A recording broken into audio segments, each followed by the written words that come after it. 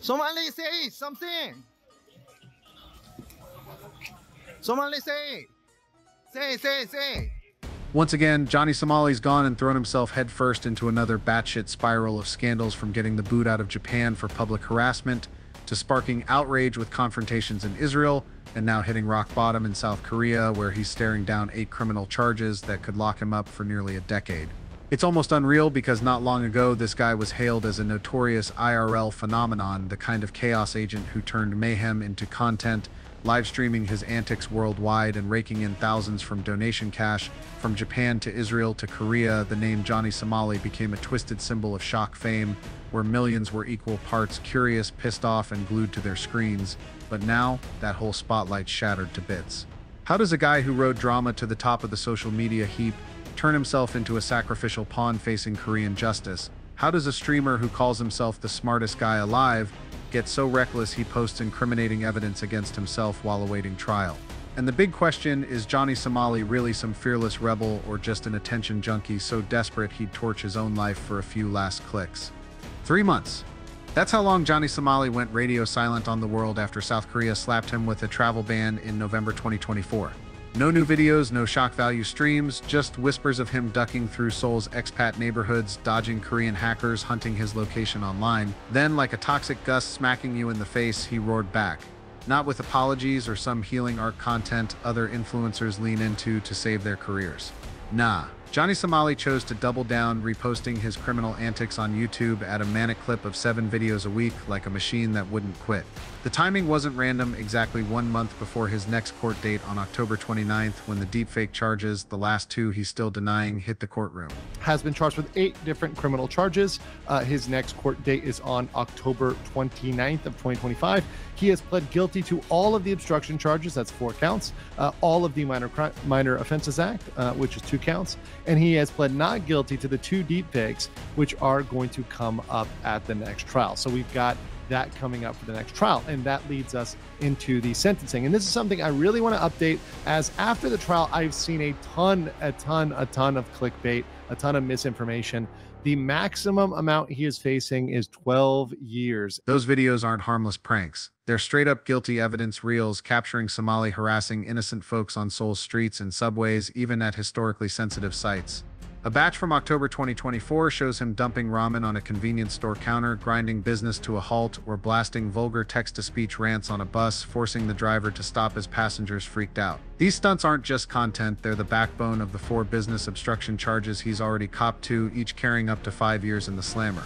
By reposting them, Somali's not just reminding viewers of his chaotic past, he's handing prosecutors extra ammo who are tracking his every digital move. Worse, his YouTube channel's still monetized, meaning he's trading a heavier sentence for a few bucks in ad revenue, a brain-dead move when it only piles on more jail time and fines. But this self-snitching gets even wilder when Somali doesn't just dig up old dirt, he goes and commits fresh crimes bolder than ever, like he's daring the legal system to come for him. Just 10 days before his August 2025 court date, where he had to flip his plea from not guilty to guilty on a 3rd business obstruction charge after a Lot World witness stepped up, Somali dropped a message on Discord, "Need all my N-words to goon in next business venture. If these lock me in the country, I'ma make bread," with a link to a porn site.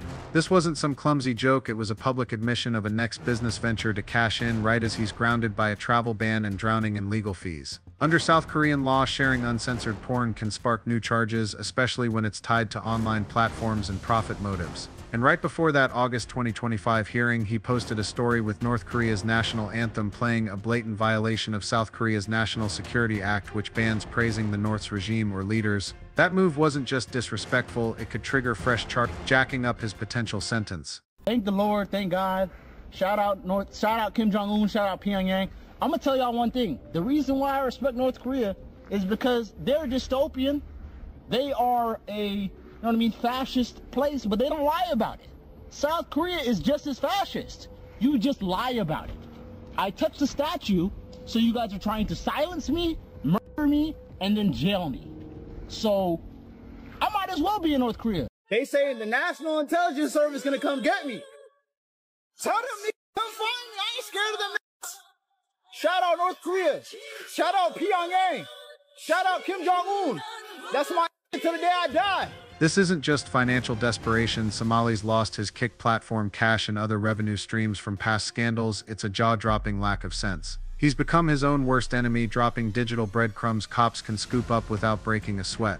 In a country where the justice system leans hard on social media data for investigations, this isn't a survival play, it's a self-inflicted gunshot to the foot, complicating his existing 8 charges, 4 for business obstruction, 2 minor offenses under the Minor Crimes Act, and 2 for spreading deepfakes. Each reposted video doesn't just drag out the trial, it pushes his potential sentence toward 12 years, turning his make-bread dream into a long-haul nightmare. The contrast pops when you stack him against other influencers who've weathered similar storms. Logan Paul, for instance, pissed off the globe filming in Japan's suicide forest Aokigahara in 2018, but he quick-dropped a public apology, scrubbed the content, and took a social media breather to salvage his image. Same deal with streamer Ice Poseidon, banned from Twitch for disruptive antics but pivoting his content to claw back trust. Somali, he doesn't take the redemption road. Instead of stepping back, he doubles down like a pawn, charging straight into a legal chess match where every misstep boxes in his king, his freedom tight. The audience plays a role in this self-destructive spiral too. Those views, donations, and comments, whether hyping him up or tearing him down, fuel his reckless stunts. Every time he stirs chaos on a live stream, thousands still tune in, some tossing cash to see more drama, others raging but unable to look away. That attention, good or bad, keeps Somali pushing limits, turning disorder into income and clout, but as the crowd starts turning away, instead of hitting pause, he sinks deeper like he's clawing at fading spotlight with increasingly desperate moves. Johnny Somali's arrogance wasn't some one-off explosion. It's a slow, suffocating spiral dragging him deeper into a legal black hole where every turn piles on the weight of a looming prison sentence. Right now, he's staring down 8 criminal charges, 4 for business obstruction, 2 for minor law violations, and 2 for spreading deepfakes, accusations not just from harmless pranks, but from openly thumbing his nose at South Korea's justice system, a machine built to crush defiance like his. Somali's copped to 6 of the 8 charges, including all the business obstruction and minor offenses, but he's stubbornly digging in his heels on the deepfake counts. That's not a slick move. It's dragging out the case, hauling witnesses into court, and painting a bullseye on his back for prosecutors' mind games. It's a pig-headed choice that doesn't just stretch out the pain, it doubles it, turning a potential 4-year sentence into 12 years or more. That attitude shines brightest in his brazen courtroom, insults taunting the judge and prosecutors right to their faces. Anyway, judge, the prosecutor, y'all can suck my... I'll bring the fish to your mother's house. The judge, the prosecutor, y'all can suck that. Yeah. Suck on Saul, causing anxiety by carrying the fish. Tell the judge you can suck my I'll bring the fish to your mother's house. He sneered in a pre-trial stream, his tone half joking, half menacing, like he's turning the trial into a stand-up comedy gig. Those words aren't just disrespectful, they're a straight-up declaration of war, an attempt to make the justice system his stage for clout. The fallout? Any shot at leniency went up in smoke. The judge, used to drawn-out cases, now has every reason to crank up the severity, using his insults as proof of zero remorse, a deal-breaker in South Korea's sentencing game. Somali didn't just offend individuals, he spat in the face of a system rooted in order and respect, especially in a society like South Korea, where collective values and national honor reign supreme. His arrogance doubled down with a half-baked plan to scam the court, which he cockily live-streamed hours before a hearing. When I go to the judge tomorrow and say, "Oh, I'm sorry. Oh, I'm mentally ill. I don't know what's going on. I have a bipolar disorder. And what may I do? I left my medication in America. I don't know what's happening, Your Honor. Please help me. I am a psychopath. I plead mentally insane." And they say, "Okay, go home with a fine of $500. He bragged on Party, not just spilling his intent to fake a mental health plea, but exposing a delusional belief he could game the system. He thought a cheap sob story would sway a judge. In South Korea, where the law runs like a precision engine, that plan was a ticking time bomb. Airing it publicly didn't just tank his credibility, it handed prosecutors ironclad proof of his lack of remorse and arrogance, making his case heavier and stretching it out months longer, racking up legal fees while his donation cash dried up. The courtroom drama only sharpens the contrast between his reckless bravado and the grim reality. Unlike his cocky streams, Somali suddenly collapsed and pled guilty to all 3 initial charges in the first March 2025 hearing. He owned up to business obstruction at a convenience store where he dumped ramen on a counter for content, public disorder with a rotting fish stunt, and indecent conduct for dancing at a monument. But just when he thought he'd gotten a grip, prosecutors hit him with a surprise 4th charge, a psychological gut punch that left him and his lawyer scrambling. That was the moment South Korea's legal system showed its teeth, relentless, ready to pile on fresh evidence from his own videos. That charge, tied to another bus harassment incident, didn't just complicate the case, it jacked up financial pressure as lawyer fees and temporary detention costs stacked high. His self-incriminating videos dig the hole deeper. Flashback to first time in Korea and chaos begins, his debut video staking a claim to take over South Korea, treating locals' annoyance as a mission to claw back fame after his Japan flop. That wasn't just cocky, it was a self-fulfilling prophecy, sparking a chain of incidents from subway harassment to mocking national hot buttons. I got approached by a Korean intelligence agent. He scoffed at Korea's low birth rate and military conscription, even suggesting ways to dodge it, a direct jab at a society where military service is a badge of loyalty and sacrifice. Those taunts didn't just rile up bystanders, they ignited a nation's fury, turning him from a random foreigner into public enemy number 1. The peak of his callousness came in Itaewon Nightlife, my tribute at the Statue of Peace. Somali milked the collective trauma of the 2022 Itaewon crowd crush, where 159 people died for content, even printing photos of himself posing at the Comfort Women's statue, a symbol for thousands of victims of Japan's colonial era. That wasn't just tone deaf, it was a knife and an unhealed wound, triggering his travel ban and protests demanding his deportation. Likewise, bus stunt videos like the most awkward bus ride ever with text-to-speech and Get Out. Bus driver loses it with text-to-speech became living proof for his business obstruction charges. He admitted up front, let them hit you, it's content, treating clashes with drivers and passengers as a cash grab game, turning public safety into his channel's prop. Most recently, eating dog meat and I went to Gwangjang Market to try out dog meat pushed his disrespect to new lows. He didn't just try a controversial dish, he bragged about wanting to steal dogs to cook, barked in locals' faces, and mused about his own dog's flavor.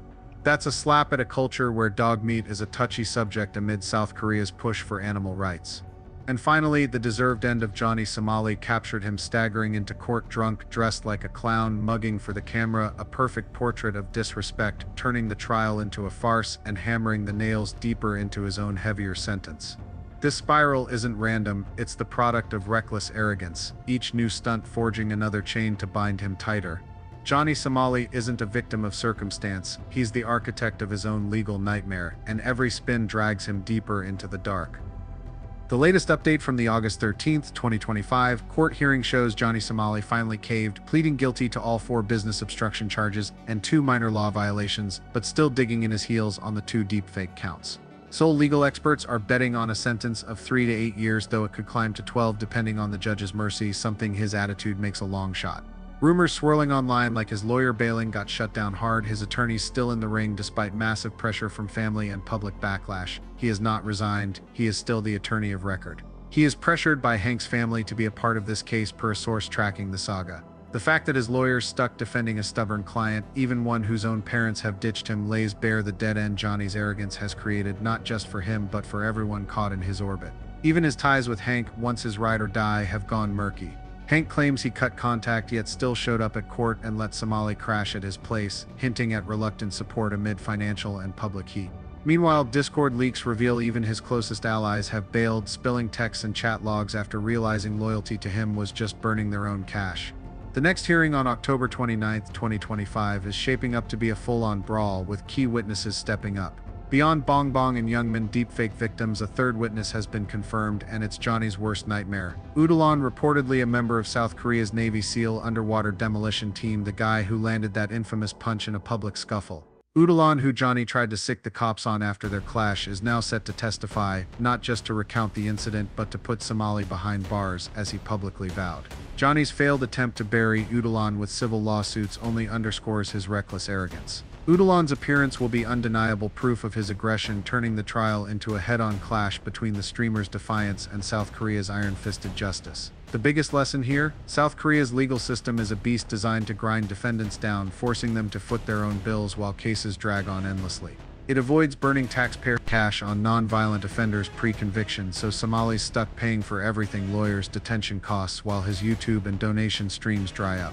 With a 99% conviction rate, his stubborn refusal to plead guilty on the deepfake charges isn't strategy, it's a tactical blunder, trapping him in soul longer, bleeding thousands on legal fees and holding costs as his streaming income flatlines. The system doesn't forgive dumb moves, it rewards early surrender but punishes those who double down on mistakes. Johnny Somali, armed with half-baked legal arguments cribbed from Discord, has left his defense team losing round after round, turning any shot at a deal into a grueling war of attrition. Piecing it all together, Johnny Somali's self-sabotaging antics, from reposting old videos like ticking time bombs, to breaking new laws for quick cash, to taunting judges with vile insults, paint a vivid picture of a guy who's not a victim of circumstance, but the mastermind of his own downfall.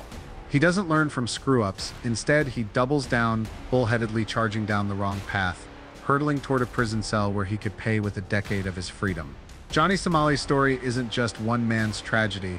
It's a screaming warning to anyone who thinks attention can outshine consequences. In the digital age, where every move is etched online, no amount of views can save a future trashed by arrogance. When that cell door slams shut, the glow of those clicks will vanish, leaving only darkness and regret.